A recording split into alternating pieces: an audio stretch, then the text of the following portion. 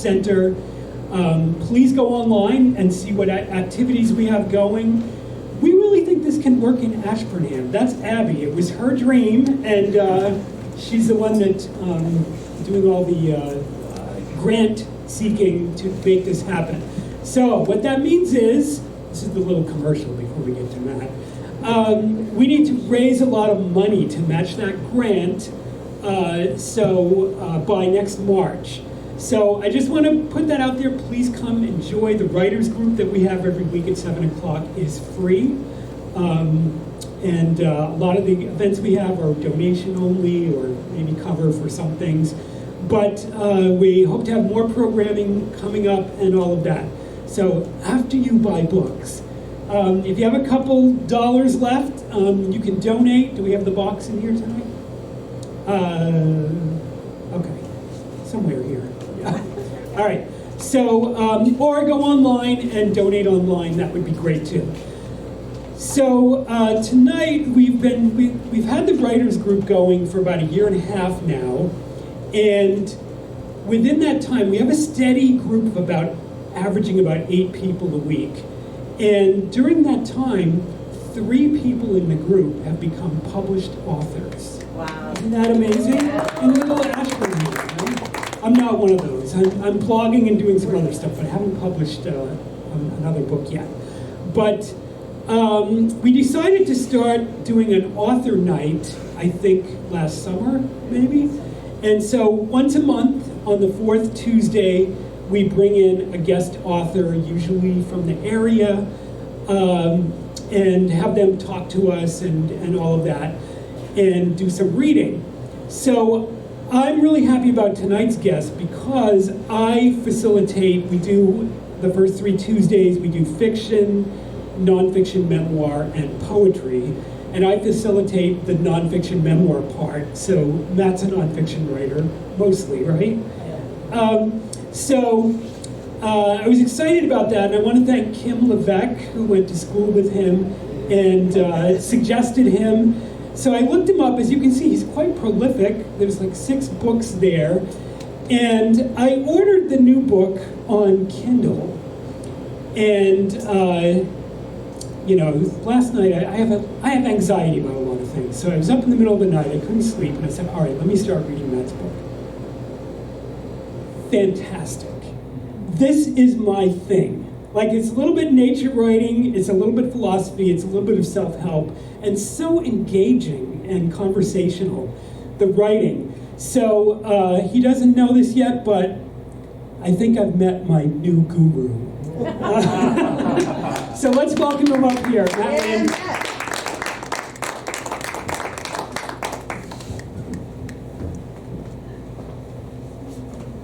Thanks, Kevin. Thanks, everyone. Good to see some new faces, some familiar faces. A lot of my writing has to do with, again, with nature and the outdoors. A lot of it has to do with the White Mountains, almost everything except for the newest book. So it's nice to be able to drive the next town over to do a presentation.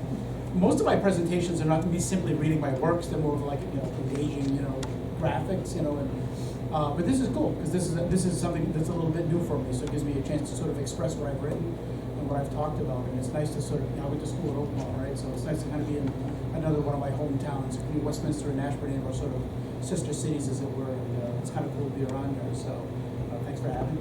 This is cool stuff. You got it. Yeah. Is he loud enough? Good? Do you want me to turn? Move it a little bit. Sometimes the freezers start humming. So.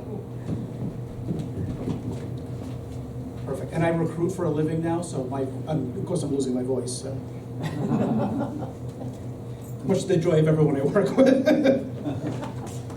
So I'm gonna start with a book that I kind of wrote accidentally. And it's funny that when people ask me how I started writing, I always say that I'm kind of an accidental author. The first book that I ever put out, and I'll do a little bit of reading from, is the last book. I kind of went through a major depression years and years ago, and I kind of journaled it out, basically. And somebody had just said, can I see those old journals? And I went, no, like you don't want to see those. But I sort of boiled them down, basically, to sort of hand them back to him and just say, listen, this might be something that can help you. And of course, he just said, you should publish that. And I just went, all right, let's give it a shot. And it did okay. I never really intended to put out another book. As I turned 50, I didn't want to go through another depression. Depression has a lot of to do with looking back, right? Regret. So I wanted to do something I wanted to do something epic in my eyes, and that was hiking the 4,000 foot mountains of New Hampshire. To some people, that's it's common, as it were. Some people, it's not. For me, it was a big deal. So I started blogging about it, and I started getting about halfway through, and somebody else just said, "When's that book coming out?" And I just went, "Well, it's a blog," and they went, "You should release that." So again, I created another book. So my first two books are sort of accidental. I'm just going to toss this. So I'm going to do a little bit of reading from a few things. I promise you I'm not going to read all 5 books. So this book basically, like I said, was created out of getting to my 50th birthday, really doing something out of my comfort zone, as it were, and having a lot of fun with it. It's something that taught me an incredible amount of lessons. It's not a hiking book, it's a guidebook to life, I guess you would say. Very similar to the one that Kevin was just talking about. We'll talk about that in a minute. So I'm just going to pick a couple of chapters from this. Again, they were basically based on, like, I took a trip, I did a hike, I ended up coming back and sort of writing the lessons learned about it when it came down to it. I'll give a very quick synopsis basically of this. Actually, it's kind of written in here anyway, so I'll just read it straight up. The title of this happens to be Forward, Upward, Onward, even though it's the name of the book. Mount Flume, that was on September 1st, 2016. This is a quote from Arlo Guthrie. "It's up to each individual to do the best they can, given the life they have, rather than regret the one they don't." This was the second peak I summited with Chris, a former employee turned friend. The original plan was Mount Washington, but the weather refused to cooperate. Some hikes are better suited for rainy days, some simply aren't. We opted to summit Flume versus the Osseo Trail, off the Lincoln Woods Trail due to gentle footing and less muddy path. People often don't realize how dangerous hiking on wet rock can be, sometimes making the climb more treacherous than walking on ice. Mount Washington, along with its unpredictable weather, is a heap of strewn rocks for a majority of the hike, leading to an increased chance of a slip or a fall when they get wet. We made the right choice taking Flume. With rain upon us, we cheerfully headed up Osseo. I love hiking with people who don't mind getting a little wet or dirty. Some of us even relish the thought. There's something to be said about making ourselves physically uncomfortable and delaying our gratification for the benefit of becoming better people. True hikers fall into this category, trudging their way in all kinds of weather to reach their destination. Most successful people also fall into this category, never afraid of diving into a challenge head first. You find a lot of things translate from the trail to real life after a few uncomfortable treks. Specifically, you tend to appreciate what you have more, complain less, and savor the little things and comforts you may have taken granted before. There's no better feeling than putting on a fresh, dry shirt or socks after a wet hike, or a nice cold beer at the post-hike meal. They all rank up there with opening presents on Christmas morning when you were a kid or getting your first kiss. Next time it rains, go for a nice long hike and then change your shirt and socks and see for yourself. One thing I know is that we are not turning back. If I suggested hiking Mount Everest in the dead of winter, Chris would have been there to charge up to the top. That's the cool thing about him, his tenacity and resilience. I'll interrupt quick. A lot of this book was based on who I hiked with and the lessons I learned from them as well. We were just talking earlier about how we learn lessons from everybody around us, right? And this was a very good case of that. I admire people like him because even when life throws them curveball after curveball, they roll with it. It may not always be easy, but they press on. They're the poster children for the phrase, forward, upward, onward. Chris's dad passed away when Chris was working for me at Agway, the farm store. Chris was just 19 years old and his dad was only 52. Chris's father had Huntington's disease, a potentially hereditary neurological condition that Chris has a 50% chance of inheriting himself. His grandfather passed away from the same affliction, and his sisters have the same odds of getting it themselves. The disease not only shortens your lifespan, but also adversely affects your coordination and brain as it progresses. You can get tested to see if you have it, but Chris opted not to for the time being. Regardless, the condition, if you inherited it, usually reveals itself when you get to about 40 years old. For as well as Chris handled his potential future burden, the loss of his dad still affected him deeply. It's tough to lose a parent that young, but it's also hard to see them suffer in any capacity, especially when you're only 14 or 15 years old. Chris's dad went into a nursing home when Chris was 17 or 18, so it was a tough. I prided myself on being a good listener with the ability to distribute empathy and fair advice. But this one was a tough one for me because it's something I had simply never gone through. I had no experience or reference point dealing with something of this nature. The only person I knew that had gone through such a similar experience was Arlo Guthrie, the folk singer. Remember Woodstock and Alice's Restaurant? You see, that's what Arlo's dad, legendary singer and songwriter Woody Guthrie, This Land Is Your Land, died of. I'd heard that Arlo never got tested himself. He also had about a 50% chance of inheriting the gene too. On the off chance I could help Chris in some way, I attempted to contact Arlo, and he graciously replied with a beautiful letter. Here's part of the letter that Arlo wrote, and this is a very small part of the big letter. I've never been tested, but I'm not scared or angry in general. So it's hard to give advice to somebody who may be so inclined. It's a choice one makes regardless of circumstances, otherwise it don't mean much. I take each day at a time, and I'm generally thankful. Having a life cut short of expectations is a difficult reality, but look what my dad did with the life he had. It's up to each individual to do the best they can, given the life they have, rather than regret the one they don't. Great advice, whether you're facing a potential disease or not. Chris carries on every day, just like the last. He's learning to manage the unknown, and he's maturing well. Maybe one day he'll get tested when he's ready. These are the kind of things that build not only character, but also resilience. It also proves that everyone is fighting a battle most other folks will never know about. If you met Chris, you'd never know what was going on behind the scenes in his life. He's never asked for sympathy or has exhibited any need to do so. Does he still wonder what the future will bring? Of course he does. He's human. Can he change the outcome of the prognosis? No. So Chris is learning to accept that part of his life in order to change the things he can change and let go of the rest. That's not always an easy thing to do, but it's an important lesson in freeing up your energy to be put into better places. I once heard an old saying that if you wrote all the troubles down on a piece of paper and put it into a bowl with hundreds of other pieces of paper that others had written their troubles on, and you pulled one out at random, you'd probably want your troubles back again. And then I always put a takeaway in each of these. Takeaway, it's up to each individual to do the best they can given the life they have, rather than regret the one they don't. Change the things you can change, and let the things that you have no control over go. Chris did end up getting tested, and he did test positive. He will end up coming down with it, but he still is resilient. We just had a beer a couple of nights ago, as a matter of fact. Just as resilient as ever. He's just a good kid. I remember getting that phone call from his aunt on a busy Saturday when he was working. She says, "Chris around?" I says, "Yeah." She says, "Can you send him home?" I says, "It's kind of rocking and rolling here." I says, "What's going on?" She says, his dad passed. And luckily, this sounds awful, but luckily he passed of a heart attack. A lot of people with Huntington's choke to death. It's some awful. So he passed very quickly, and it was very quickly. But Chris handled it very well. I'm going to read one more quick passage from here.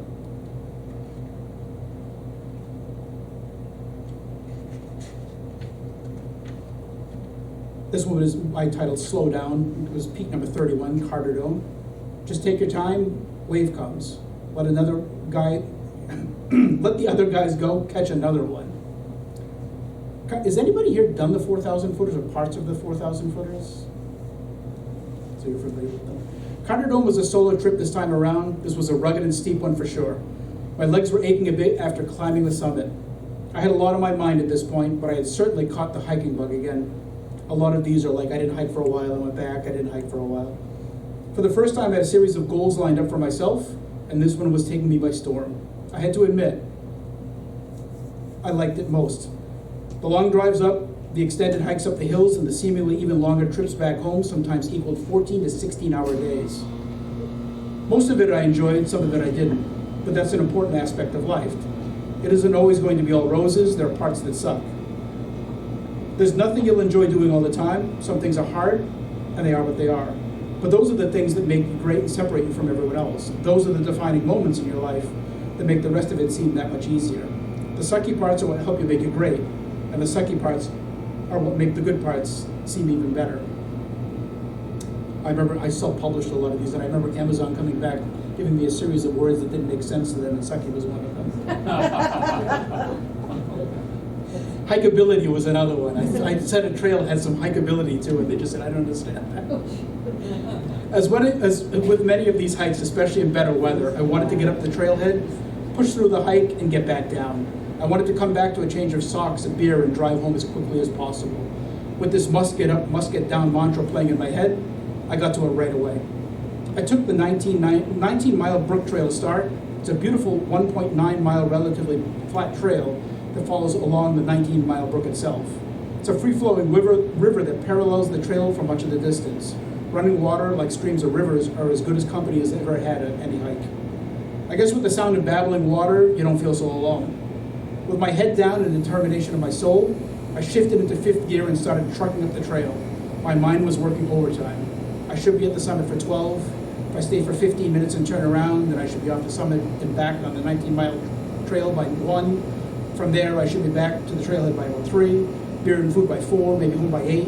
What's my elevation? Cool, I'm still on pace, and so on and so on. About a mile into the trail, I quickly caught up with a man and a young boy, steadily walking ahead of me. The boy was maybe 11 or 12 years old. They both had common backpacks. By that I mean the kind you may use for books at school or you might buy at a department store. The boy's walking stick was a simple straight branch he had found along the trail. As I approached from behind, still in gotta get this done mode, I gave a quick hello. The boy smiled and spoke very politely with a heavy accent. "Hello, sir. How are you today?" We all stopped on the trail and I told them I was well. I asked where each of them was going, as this trail had several options to hike towards. The man answered, "We're headed to the Carter Notch Hut to spend the night, maybe do Mount Hike tomorrow." I explained my plans of Carter Dome, tried to wrap up the conversation politely and turned to go when the boy asked, "Would you join us walking for a little while?" I was very surprised at the request, but I said I would indeed join them for their walk for a bit.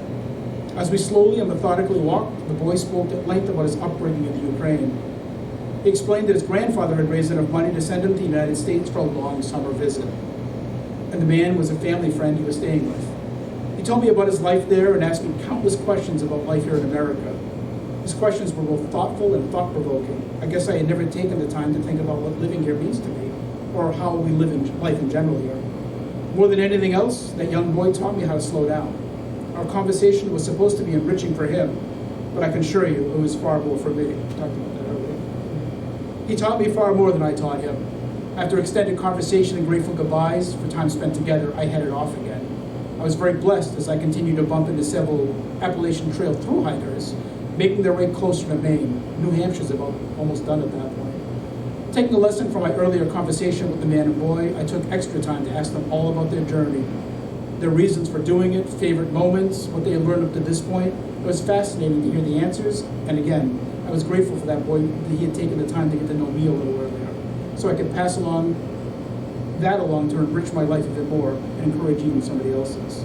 And the takeaway for this one was, are you taking time to slow down enough to listen to others and find out what makes them tick, what their hopes and dreams are, and what plans they may have for the future?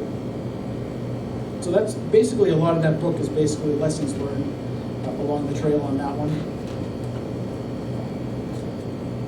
I didn't need ending to that one. There's a mountain up there for those of you that hike up in the White Mountains called Owl's Head, and it's this just smiling because you know exactly. Oh, okay. It's not considered one of the favorites for a lot of people up there. So when I used to visit the White Mountains as a child, I used to go up this trail called Lincoln Woods, and at the very end there was this bridge that you could cross, and it was kind of like, that's the area that you went into, like, that's the real hikers went to there. Like, that's where like dragons be there kind of thing.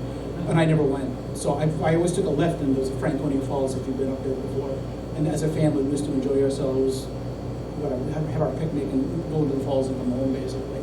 I chose Owl's Head because I had to come back to that bridge from the other side. So it was pretty cool. So, and it wasn't that bad. But it's 18 miles for a mountain with no view.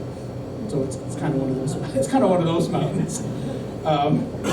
So another book I wrote was called Casting Your Troubles into the Grand Canyon. I call this my COVID book because when COVID kicked in, we were all sort of like locked up and like, you know, so I thought, what can I do to really like, this book was in me, but it wasn't. I didn't realize it was in me, I guess.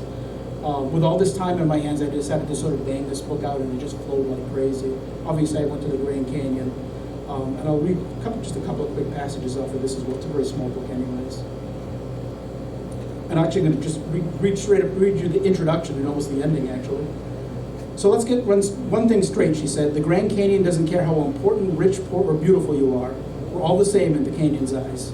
She was answering a question I had asked about what kind of employees who worked at the Grand Canyon and their national parks, food concessions, and the gift shops. She sounded both annoyed and rushed. It was nearly 20 years ago, and I recall the job interview had gone well, but I thought it unusual that somebody would consider hiring an employee located almost 2,000 miles away, solely based on a single quick phone conversation. I was in Massachusetts looking for a job in Arizona. At the end of the phone call, she abruptly announced, "I'd like to offer you a position. I'll get the paperwork ready and mail it out to you this afternoon. We'll take it from there." Wait, I blurted out before she could hang up. "I'd like a day or two to think about it. I mean, it's a big decision, a pretty big move, you know?" There was an uncomfortable pause. "Okay," she finally said. "Most either want to work here or they don't.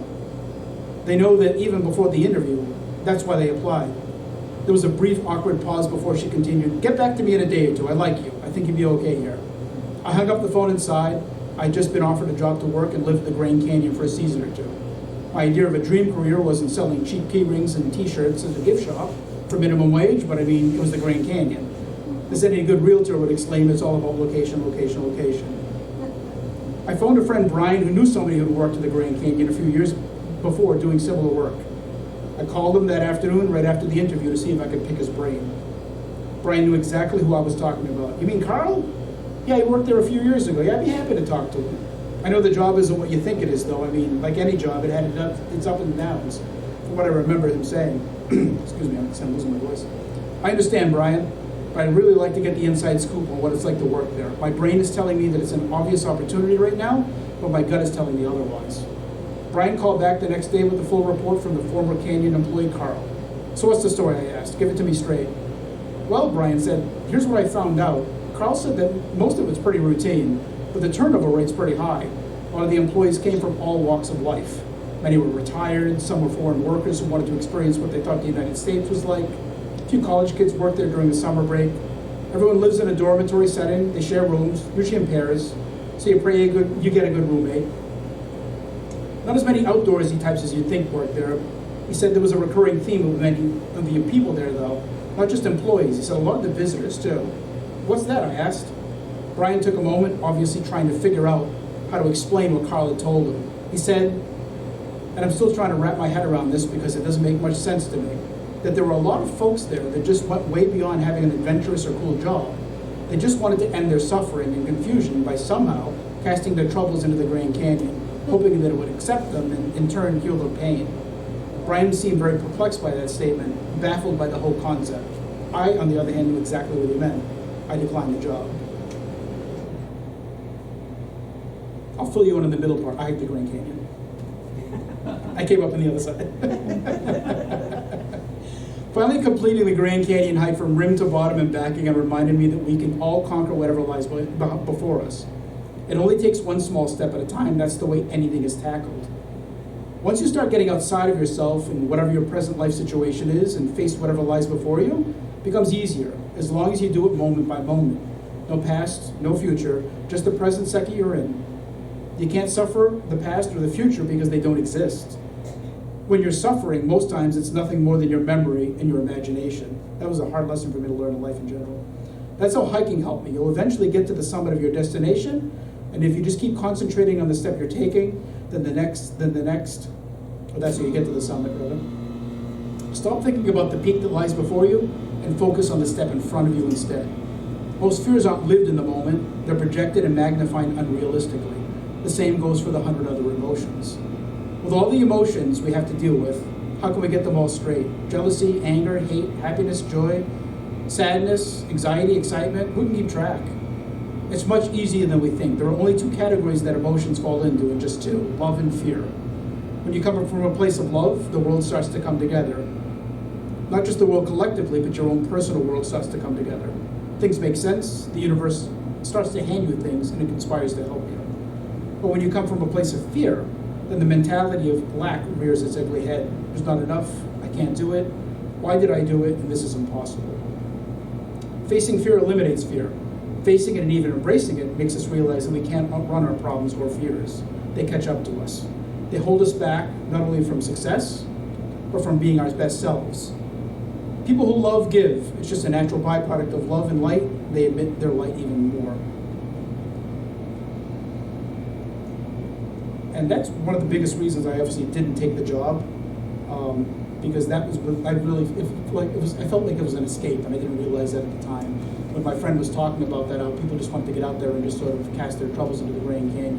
It was another way of him just saying people go out there to escape, right? And there's nothing wrong with escaping to good places, but there's something wrong with escaping someplace. Wherever you go, there you are, right? There's an old Buddhist saying. So that was basically what that one was about.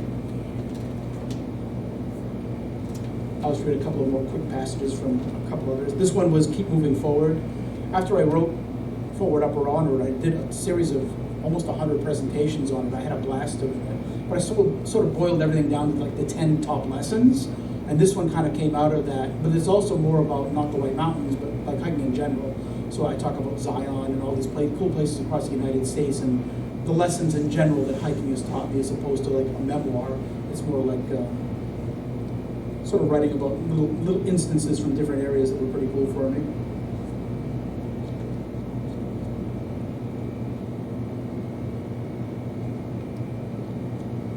This quick passage. So a lot of this one's from a chapter called Hike Your Own Hike, which is one of the important lessons to me in kind of being yourself and doing your own thing. We may use the excuse that it's life versus the world.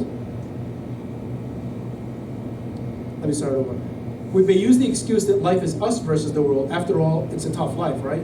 We're battling our job, the boss, the traffic, our spouse, the kids, the tax man. It's us against the neighbors, relatives, friends, and people on the street. That's not true, though. Life is ultimately all about you versus you. That's why hiking a mountain is so rewarding. You really aren't hiking the mountain to conquer it. The mountain doesn't care. It's been there for thousands upon thousands of years, and will continue to be there long after we're gone. The mountain doesn't owe us anything. It's not mad at us or impressed by us in any way. We don't conquer mountains. What we do when we summit a mountain is conquer ourselves. We learn to push forward and become better people. We conquer our fears, and we realize our dreams and goals. Our sense of accomplishment rises, and we give credence to our hope and faith. We knew we could do it. And this is a quote from Elon Musk. Don't chase people, do your own thing. Be yourself and work hard. The right people, the ones that really belong in your life, will come to you and stay. We can conquer ourselves on so many levels. Everyone has their own mountain to climb. We all have our own definition of what our own personal Everest is. This is ultimately how we hike our own hike. A 3-mile hike with 1,000 feet of elevation gain to a new or out-of-shape hiker is like Mount Everest. To someone else, that hike is a casual walk in the park.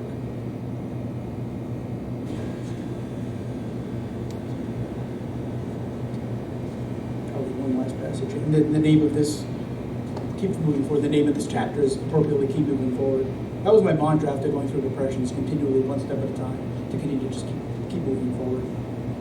This is a quote from Martin Luther King Jr. If you can't fly, then run. If you can't run, then walk. If you can't walk, then crawl. But whatever you do, you have to keep moving forward. There are so many other lessons I could have subdivided this chapter into, but when I came to the conclusion that many fell under one category, keep moving forward. This was the most important of all the lessons I've learned on the trails and in life for so many different reasons. This theme covers discipline, resilience, grit, and determination. Of all the lessons, these were the biggest factors in my overall growth, not only as a hiker, but as a human. These qualities trickle down to all others. Discipline and determination help my attitude, grit build my confidence, and resilience slowly whittle away my fear. I posed this question earlier, but it bears asking again. How do you eat an elephant? The answer, of course, is one bite at a time. How do you climb a mountain? One step at a time. Actually, I'll give you a quick conclusion on this one. Life isn't easy, but it doesn't mean we can't rise above that fact. It doesn't mean that we can't overcome adversities and obstacles. We learn that the bumps and struggles of life are what make it worthwhile. By examining ourselves more closely, we grow, and when we grow, we help others to do the same. Hiking creates an empowering alternative in which we can test our physical and mental limits. Interrupting disruptive or destructive patterns is key to forming better habits. Hiking helps interrupt those patterns. Those who hike know there's a rhythm to the steps, a methodical timing that is much the same as concentrating on your breath while you're meditating. There's a stillness, yet there's also a vibrancy in your brain. The sights, the scents, and the sounds are enough to occupy busy minds. The challenge of crossing a river, scrambling on a slide, or butt dragging to ease yourself down a small ledge build determination. Climbing the mountain is optional, coming down is mandatory. I remember going to the Grand Canyon, they had that sign as soon as you walked up. Going down is optional, coming back up is mandatory. We find a way to make it up, and eventually a different way to complete the task. Many of us live lives of regret about the things we wish we could have been in choices we could have done much better. All that is gone, though. The quality of our lives doesn't lie behind us, it lies before us. New choices can be made, Some wrongs can be righted, and we can have a new vision of our lives every single morning. Take charge of your own destiny. It's never too late to become who you thought you should have become. You're not a victim, you're empowered. You need to remind yourself of that often. Stop giving away your power. If you're having regrets about the past, move forward. If you're climbing a mountain, move forward. If you're in a difficult time in your life, move forward. Keep moving forward because your strength is far, far greater than your struggle. Amen to that. Right? This is the newest one that I'm not going to read all of these. This is the one you just read recently. After I had done Forward, Upward, Onward, again, going through that 40-year-old depression kind of thing. I released it on my 50th birthday exactly, by the way.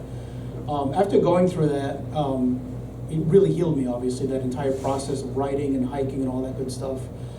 COVID kicked in, right? And it, good, bad, or indifferent, this is not a statement, whatever. But it was very traumatic for a lot of us. The official term, I think, for the psychology of that is languishing, right? We had no highs and no lows for so long. And it was still something personally, and in me anyways, as a trauma is a strong way of saying, I just need to get out. So I thought to myself, well, maybe I'll hike the 4,000 footers again. Maybe I'll do like round 2. And then I thought, no, I've already done that. This is a haul, it's a lot of work. I love hiking up there, but it's too much. So I decided, well, Mount Wachusett is in my backyard. So I decided to hike Wachusett 100 times. So this is a very similar book from Forward, Upward, Onward. So if you like this one, you'll like Forward, Upward, Onward. In the regard that I kind of lessons learned for the day, what was going on, and how I kind of managed to get through a lot of this. So this is what this book is based on. I just released this just a few weeks ago. And it was a cool experience. Even though most of the hikes I ended up doing the same trails up and down again, it's still like a new mountain every single time. And I've got 2 friends here that hike Wachusett with me quite often. You can probably say the same thing, right? It's always a different mountain, it seems like. So let's pick some good ones here. Summit number 43 on August 26th. 1 year ago today, I dropped my father off at the hospital at UMass Worcester.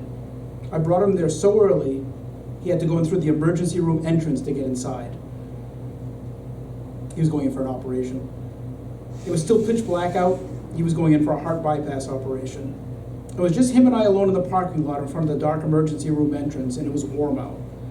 We both didn't sleep all night the night before, and I remember him sort of casually stepping out of the car saying goodbye, nervously heading off to do what needed to be done for his operation. I wasn't sure whether or not it was the last time I would ever see him again. I wasn't sure if I would ever speak to him again. I wasn't sure if those were the last words he would ever say to me at the time as he walked away and through the doors to the hospital. It was very traumatic for me. Driving back home from dropping him off in Worcester, I drove right by the mountain, Mount Wachusett. I decided to stop and hike the mountain for sunrise. That's how early it was. For some reason, there was a sense of peace and calm that came over me, as it often does when I'm up there on the mountain.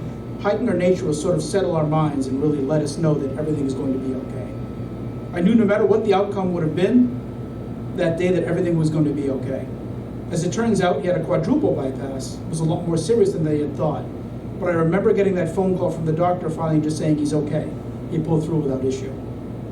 Bypass surgery these days is very common. Very rarely there's complications, but anytime there's heart surgery for anyone, especially someone you love so dearly, you're never sure what's going to happen. I think of the grand scheme of things looking back on it, I realize how poorly I handled the entire situation. But on the other hand, how well I handled it, because they were all new lessons I had learned, a new experience for me. I had never been through something like that before. Next time, I'll operate better in those situations. I remember growing exponentially and really realizing that we could keep him around a bit longer, hopefully a bit longer.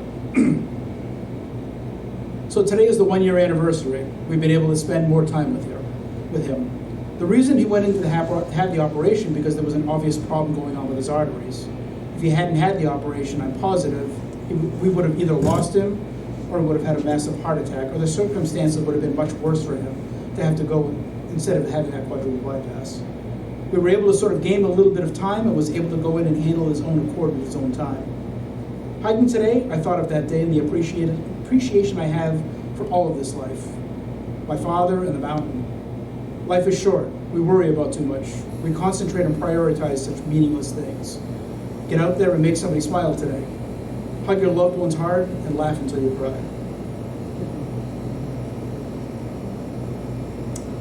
time do we have left? Maybe like 5 minutes. Perfect. Q&A.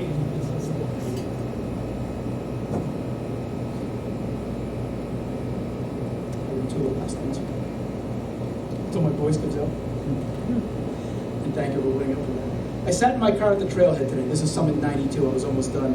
I sat in my car at the trailhead today doing the should I hike today dance in my head. It was unbearably hot and humid. As I sat there mulling it over, a girl pulled in next to me and jumped out of her car and started jogging up the auto road. No thought, no issue, just pulled in and got to it.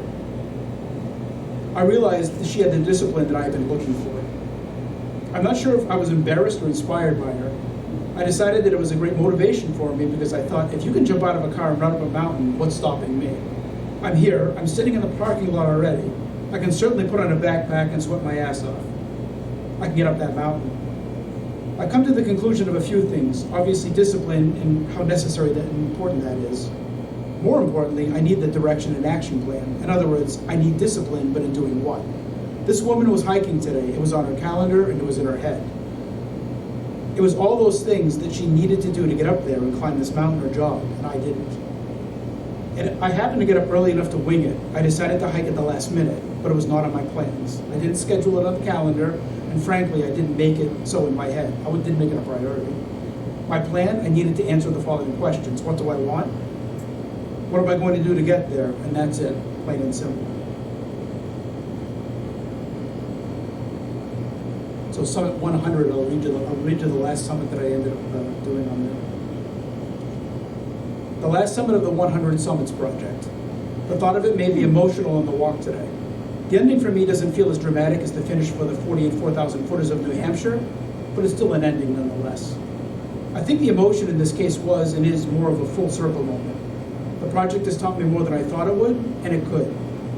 Some of it's not written in the pages, but it's more of a feeling that and something that I can't put into words. How do you know or how can you explain when you're mentally healed? When you're able to move past the next chapter of life? Are there words for it? I'm always and will always be in a state of healing and growing. That process certainly doesn't stop here. The process did its job though. The art of mentally processing anything can be daunting. The use of a good therapist or life coach can often help. In this case, I'm going to say hiking, nature, and Mount Wachusett was the coach. The quiet days allowed me to process. The busier days allowed me to extend a positive energy. All of it allowed me to realize I'm not alone and that I never will be. I tagged the summit today and looked upward to the sky and offered a heartfelt thank you to the universe. I knew it was God or whatever looks over us that encouraged me to do this to begin with and nudged me to share the story with all of you here. Many of you have come hiking with me without actually hiking with me. You've listened to me process my feelings and doubt myself. You've also cheered me on, whether you knew it or not. None of us are really alone, remember that. And for that, I thank you. And I thank you.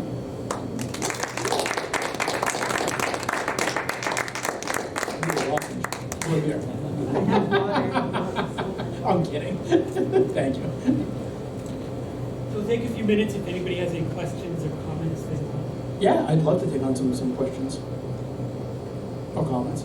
How long did it take you to hike the 100 hikes? That was actually 2 years. Yeah, so it's actually like a hike every 2 weeks. So it sounds impressive until you go, oh, wait a minute. But yeah, it's what I needed. So it took a little while. How long did it take you to hike the 48? That actually took me 2.5 years, 3.5 years rather. I'm sorry. I wanted to do it by age of 48, like the 48 by 48. That was my original goal, and it's turned into I want to do it in 2 years, so I should get to 20. I'm at 16, so I'm hoping to get to 24 by this summer and 48 next July 23rd. Wow. And you'll be 48? No, I changed it. 48 would be 6 years, I decided. I've changed it to 48 in a year to now 48 in 2 years. Good for you. So we'll see. It could change. You know, it changes. Well, very much so. Yeah. So I decided to do it by 50 after a while. I was rushing through it quite a bit, and it became a slog. And I thought, well, I'm not enjoying myself here. Like this is not what this is meant for. Yeah. You know. So good for you. It's 16 is that's still admirable. They're not easy, I'm at a third. and they get easier. They get easier? They do. That's after you've a lot of forward, upward, onward. I talk about how much the fear and the, but after a while it starts to diminish a little bit because I didn't read one of the passages I was going to, but you read these guidebooks and they scare the hell out of you. It's dangerous and it's daunting, and which they need to. It's Oh, yeah. It's got to be a process. They got to let people know exactly what it's like. But when you finally get up and you kind of go, this is it. But and that's not a brag, but it's kind of like, this isn't as bad as I thought it was going to be. As you go further along, like the longer hikes don't seem as long, and there's still some slugs in there, obviously. Have you done the bonds or the bond coast or anything like that? I think I want to end on Nice. I think that's my we'll see. I just did a book sale and a talk at the Appalachian Mountain Club for the award ceremony, where they give the awards out for the 48 and all that. And it was cool. But most of the people said that they finished on Bond Cliff, and that was unusual this year. Every year I always ask, and it's always a different. Oh, I want that picture. If you look, Bond Cliff is like this cool peak. I wish I had a picture here that I could show you.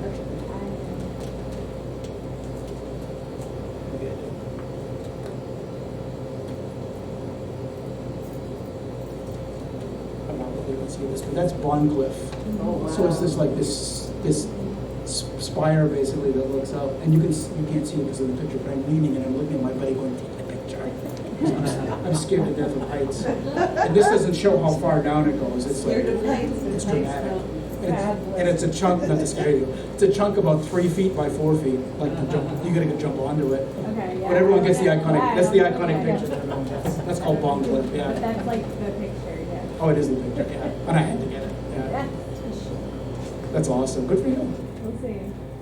Good guys. Yeah, it's life-changing. By the time you're done that 48, it's life-changing. And I usually joke too, because it's like thousands of miles hiked and thousands of feet of elevation, and they give you a patch, it's like this big. And that's your reward basically, but I cherish that award. So it's pretty cool. Any other questions, comments? So I have to read the 48 Peaks book, but I was really moved by the 100 summits, precisely because it was the same mountain 100 times. And I kept reading through summit 1, 2, 3, 4, 5, and I was like, oh my gosh, he's like learning something new every day. There's something, and it really moved me about how we need to be grateful for what we have in our own backyard. But also, can you speak a little bit to the power of repetition and discipline? Like to do things over and over again. Yeah, I mean that is discipline, right? It's really doing things over and over again repeatedly, because I don't know if I have the exact answer for that. A lot of Wachusett has 17 and a half miles of trails. They're all over the place. They're varied. You can do a whole bunch of them, but as Kevin kind of alluded to, a lot of the trails I took were the same over and over again. I guess the reason for that is that there's a familiarity. So a lot of maybe discipline has to do with familiarity. A lot of it has to do with no surprises, I guess. Like you get into that's what meditation's all about, right? Clearing your head. So if I was going on these new hikes or these new paths, like I'd be looking at everything, oh, that's cool, which you should, But when you're repeating a path or a hike like that, I know what I'm coming up against. Like that rock's going to be there. That's there. The sign will be across there. So that sort of repetition of doing that over and over again, the same trail anyways, really helped me, because it really sort of cleared my head, because like there was no surprises. I mean, obviously I'd see a hawk or something cool, but for the most part, that part of it really took the surprise out of it in a good way. Like that became sort of my meditation, of that version of that. I don't know if that answered the question exactly. Well, it's kind of like you might have been seeing the same things and they weren't surprises, but the surprise was each day you found a new nugget of truth or something within yourself. It just was like, it blew me away. It's like you said, it was like people who practice yoga for 30 years, or people who meditate or do these things, and it was like, I think we normally think, I'm not climbing that mountain 100 times, how boring. Like, I want to see a different mountain. And there was something about like just you doing it again and again and again that really resonated with me. It was like, wow, there's something to that. Yeah, I don't even know if I got to put my finger on it. As if I'm not a religious person, but should you come to church, right? You have a church, you have that sanctuary, that place that you know that you can come to and pray or think or whatever that is. It's that place for you. Some people have that in their house, so it's that everything's set up in a certain way and it's that way. like that's, I guess they're doing the same thing, and the mountain has that, because it is a very spiritual experience to me, that form of hiking and doing things over and over again in that regard really, it allows you to think, right? I guess it puts you in that right place in that right mind to think. And I don't know, it's something to do with I know it has to do with the hormones, the serotonin and the dopamine, the physical exercise and the outdoors itself. It just clears your mind. It really, everything starts to make sense all over again, right? And I'm not an exercise nut by any means, or an athlete. But yeah, just that hiking up that mountain is really, I don't know, that's what did it. Yeah, that's a good point. I never even thought of that. I mean, I've hiked that mountain for 30 years now, and it's not, I rode about 100 summits. I probably hiked it 2,000 times, but it's always just, it's like, it's your backyard friend, right? I guess maybe that's a good way of putting it too, is that it's more of a friend than it is than anything else. It's something that's familiar, right? There's something to be said about familiarity. You can always go home again in some ways. Maybe that's a good way of putting it, is that's the mountain I started on.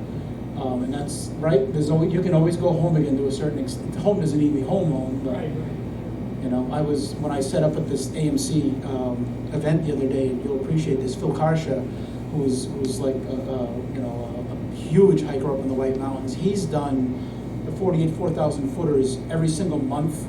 It's called the Grid, so it's 576 peaks. And he's done like Mount Washington in July, January, February, March. He's done them all, but he did them all in 1 year. So when I talk about hiking the 48 and taking 4 years, he did it in 1 year. He did all of them, and he did them all every single month in the entire year. So I was talking to him. I get to set up next to him at the AMC. We had a really great conversation. He's done what's called the trail trace as well, where there's a big thick guide to the White Mountains. He's hiked all the trails in it. And he did it in a season, so he's like this ultimate hiker. But his home mountain's Wachusett. That's always home to him. So he always comes back to that to train and to but that for all these accomplishments, that's still home to him. And he still talks about that quite often. I always tell Taylor that after he's put these beautiful pictures up, welcome home, after all that he's done. So maybe that answered the question longer than you asked, but yeah. How do you go about publishing your books? I'm self-published. So I deal almost exclusively through Amazon. So they actually, good, bad, or indifferent. Amazon has a lot of different people and flavors, what they think of it. But Amazon actually prints on demand. So you can actually upload your book. Somebody buys one book, they print one book, right? So it's super easy. Obviously, I can buy author copies from them as well. But so I'm completely self-published. So I don't go through a publisher necessarily, and I just do my own. You do it through Amazon. Correct. Yeah, it's super easy. Yeah, I mean, I'm not lying to you, and this is not a brag, but Casting Your Troubles into the Grand Canyon took me about 9 days to write, and I had it up there on the 14th day or something like that, like it was for sale. Like, it was that quick. I had somebody do a cover, and I've since improved the cover for some of these, but yeah, so it's literally that. We're in that day and age now where it is that quick, and Kindle's even quicker. Yeah. Yeah, Well, so it's good. it is good. So, for somebody You that's... don't have to send it to a printer or, I can go through that process, amazing. obviously.